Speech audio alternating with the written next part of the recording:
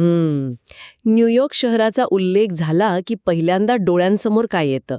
म्हणजे उंच इमारती, त्या पिवळ्या रंगाच्या टॅक्सी आणि आणि रात्रीच्या वेळीही अगदी दिवसासारखा उजेड देणारा तो अवाढव्य झगमगता परिसर. अगदी बरोबर. आजच्या आपल्या या नव्या सखोल चर्चेत आपण याच न्यूयॉर्कच्या हृदयाकडे म्हणजेच मॅनहॅटन भागातील टाइम स्क्वेअरकडे वळणार आहोत. सर्वांचं खूप खूप स्वागत आहे. आजची ही चर्चा म्हणजे कोणतीही कंटाळवाणी माहिती किंवा फक्त इतिहासाची उजळणी नसणार आहे. हो, अजिबात नाही. एका साध्या चौकाचं रूपांतर जगातील सर्वात मोठ्या जाहिरात, पर्यटन आणि मनोरंजन केंद्रात कसं झालं याचा एक अप्रतिम प्रवास आज आपण उलगडून दाखवणार आहोत. चला तर मग यावर सविस्तर चर्चा करूया. नक्कीच. या जागेला the crossroads of the world म्हणजे जगाचा चौरस्ता असं म्हटलं जातं. आणि हे नाव फक्त म्हणजे केवळ पर्यटकांना आकर्षित करण्यासाठी दिलेलं नाही. खरंय? हे केवळ एक व्यावसायिक चौक नाहीये, तर जगभरातून लाखो लोक दररोज या ठिकाणी आवर्जून भेट देतात आणि जिथे जगाच्या कानाकोपऱ्यातील संस्कृती एकत्र येतात, असं हे एक खऱ्या अर्थाने जागतिक केंद्र आहे.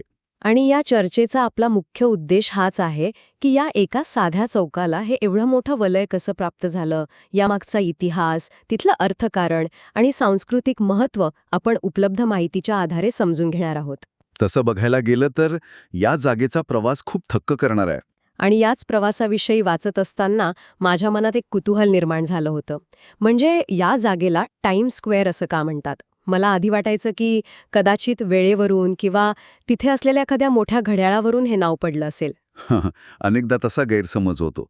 पण या नावाचा संबंध थेट द न्यूयॉर्क टाइम्स या जगप्रसिद्ध वृत्तपत्राशी आहे. हो, आणि हा माझ्यासाठी खरोखरच एक आहा मोमेंट होता. अगदी. म्हणजे 1904च्या आधी या परिसराला लॉंग एकर स्क्वेअर असं म्हटलं जायचं. तिथे प्रामुख्याने घोड्यांचे तबेले आणि गाड्या बनवण्याचे कारखाने होते. बापरे! म्हणजे आज जिथे एवढे मोठे स्क्रीन्स आहेत, तिथे एकेकाळी घोड्यांचे तबेले होते. हो ना. पण 1904 मध्ये द न्यूयॉर्क टाइम्सने आपलं मुख्यालय तिथे हलवण्याचा निर्णय घेतला.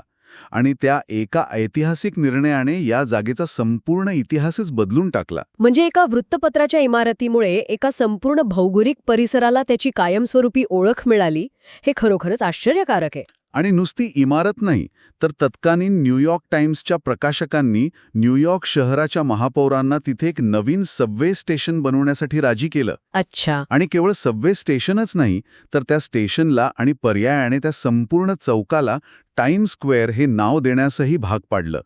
एका मीडिया कंपनीने एका शहराच्या भूगोलावर आपली मोहोर उमटवली होती. हा किस्सा डोळे उघडणारा आहे, कारण सहसा शहरांची किंवा चौकांची नावे ऐतिहासिक घटनांवरून किंवा थोर व्यक्तींवरून ठेवली जातात.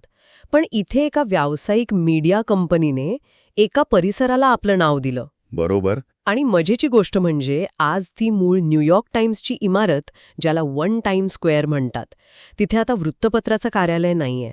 मी वाचत होते की ती इमारत आतून जवळपास रिकामी आहे. हो, ती आतून रिकामी असली तरी बाहेरून ती जगातील सर्वात महागड्या जाहिरातींचे फलक मिरवणारी एक अवाढव्य वास्तू बनली आहे. अब्जावधी डॉलर्सची उलाढाल करते ती एकटी इमारत. हा खऱ्या अर्थाने एक मोठा विरोधाभास आहे. 100-125 वर्षांनंतरही टाइम स्क्वेअर हे नाव संपूर्ण जगाच्या ओठांवर आहे.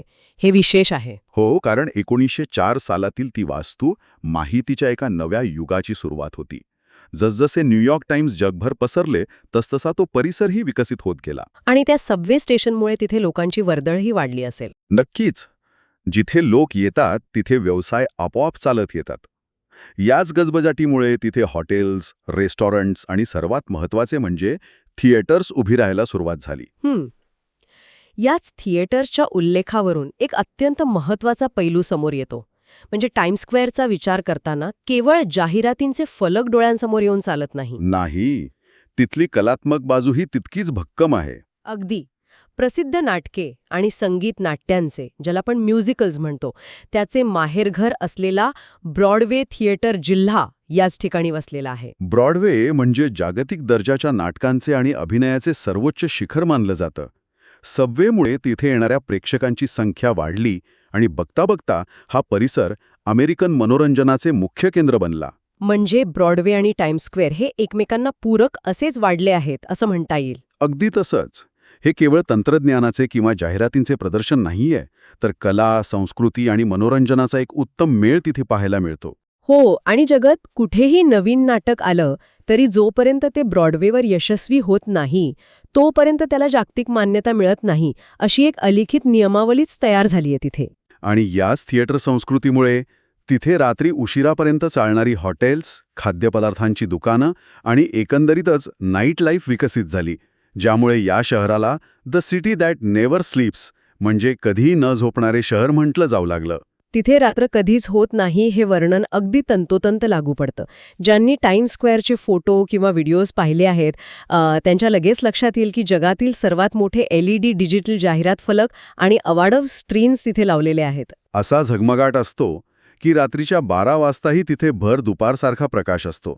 आणि आश्चर्याची गोष्ट म्हणजे तिथल्या स्थानिक प्रशासनाच्या म्हणजे झोनिंग लॉजनुसार त्या परिसरातील इमारतींवर ठराविक आकाराचे आणि ठराविक प्रकाशाचे जाहिरात फलक लावणे हे अक्षरशः बंधनकारक आहे. हो, हा नियम स्वतःच खूप काही सांगून जातो.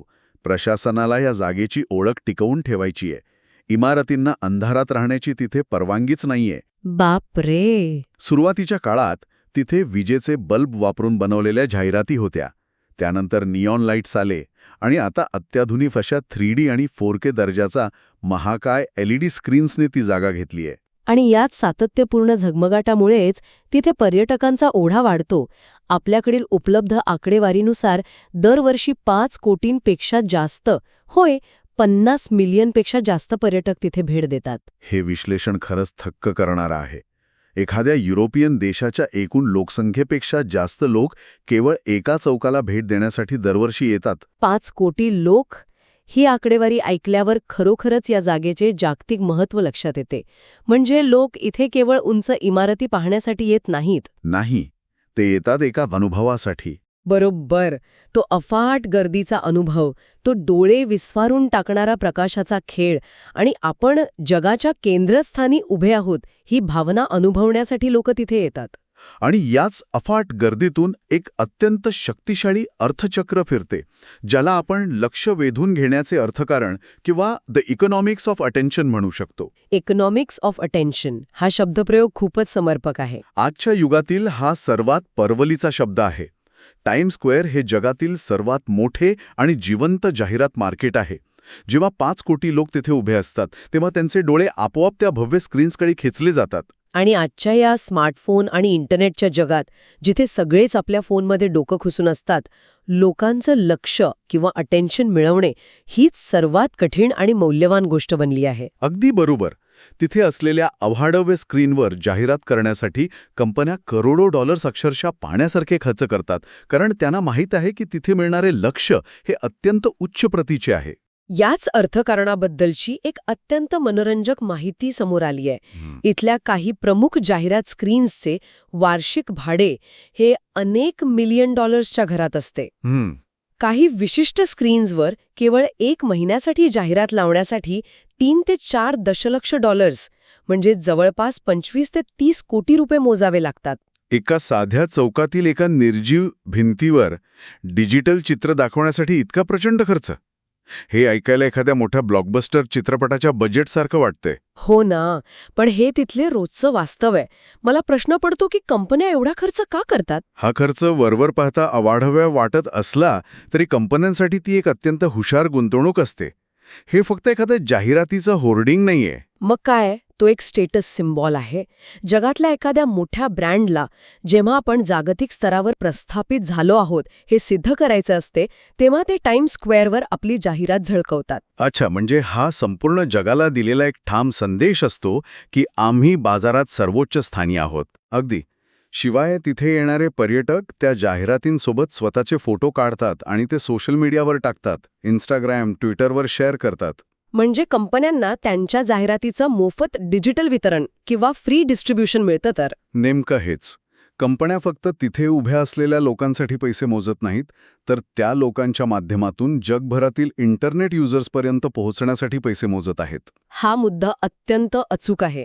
तिथे लावलेली एक जाहिरात इंस्टाग्राम किंवा इतर माध्यमांवरून कोट्यावधी लोकांच्या मोबाईल स्क्रीनवर विनामूल्य पोहोचते. आणि हा जो मल्टिप्लायर इफेक्ट आहे ना, यामुळेच त्या जागेची किंमत इतकी चढली आहे. आणि जेव्हा तिथे एखादा जागतिक स्तरावरील मोठा कार्यक्रम आयोजित केला जातो तेव्हा तर या जागेचे मूल्य आकाशाला भिडते. नक्कीच. आणि अशा मोठ्या कार्यक्रमांचा उल्लेख निघतो तेव्हा डोळ्यांसमोर येतो तो नवीन वर्षाच्या स्वागताचा जागतिक सोहळा. Times square new years eve ball drop. हो, नववर्षाचे स्वागत करण्यासाठी जगातील सर्वात प्रतिष्ठित आणि भव्य कार्यक्रमांपैकी हा एक मानला जातो. 1907 सालापासून चालत आलेली ही परंपरा आज एक जागतिक सण बनली आहे. या सोहळ्यात वेळेचे आणि अचूकतेचे खूप अनन्यसाधारण महत्त्व असते. हो, 31 डिसेंबरच्या रात्री ठीक 11:59 वन टाइम्स स्क्वेअर इमारतीच्या शिखरावरून एक अत्यंत चमकदार आणि भव्य असा क्रिस्टल बॉल खाली सोडला जातो. बरोबर 60 सेकंदांचा हा प्रवास असतो. आणि मध्यरात्री 12 वाजता तो बॉल खाली येतो, ज्यासोबत एका नव्या वर्षाची सुरुवात होते. कडाक्याच्या थंडीत वजा तापमानात म्हणजे मायनस टेम्परेचरमध्ये लाखो लोक तिथे प्रत्यक्ष रस्त्यावर 10-12 तास आधीपासून उभे असतात. तिथे ना बसण्याची सोय असते ना इतर कोणत्याही सुविधा. तरीही लोक केवळ एक ऐतिहासिक क्षण प्रत्यक्ष डोळ्यांत साठवण्यासाठी तिथे गर्दी करतात. हे वेडच आहे एक प्रकारचं. पण त्या लाखो लोकांच्या गर्दीपेक्षाही मोठी गोष्ट म्हणजे टीव्ही आणि इंटरनेटच्या माध्यमातून जगभरातील कोट्यावधी, होय बिलियन्स लोक हा कार्यक्रम थेट पाहत असतात, लाईव्ह पाहत असतात. बापरे. एक क्षण असा असतो जेव्हा संपूर्ण जगाचं लक्ष एकाच ठिकाणी आणि एकाच वेळेवर केंद्रित झालेलं असतं.